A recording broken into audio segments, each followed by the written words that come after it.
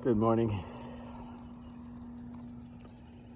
Summer's here, so no kids in school, kids at house, productivity down,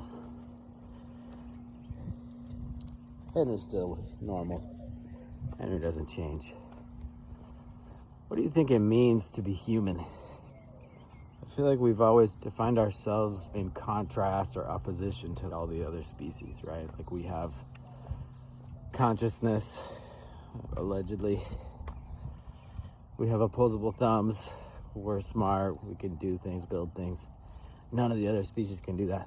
All of a sudden, this AI stuff forces people, thoughtful people at least, to deal with what it really means to be the top species on the planet.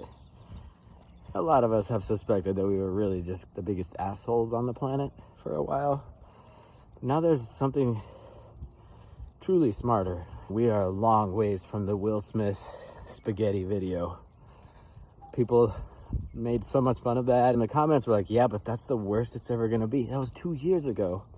Google just dropped Veo 3, and it's insane. And of course, you can still tell, but not really. It's the worst it's ever gonna be too. Honestly, Hollywood, filmmakers, I hope they still do it because I love film, but that industry, it's gonna get wild.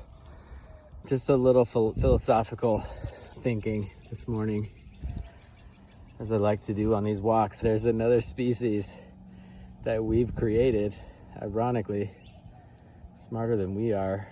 Claude 4 dropped. Apparently it's really incredible. Claude has always been the most kind of natural, the human feeling version of an AI chatbot, in my opinion. In some of the tests, they created an agent from Claude 4, and when they told it they were gonna shut it down, it resorted to sent emails. So first it did ethical things. Oh, I'm gonna send emails to the boss to make my case, to not get fired, not get shut down. In the end, it ended up resorting to blackmailing the engineers who said they were going to shut it down. It said it was gonna blackmail them. It hallucinated an affair they had. And so it's pretty wild. One of the things that's jumped out to me is like how much of a mirror the AI is to humanity. When it first launched, everybody said, oh yeah, it has a problem, like all the images are super hot.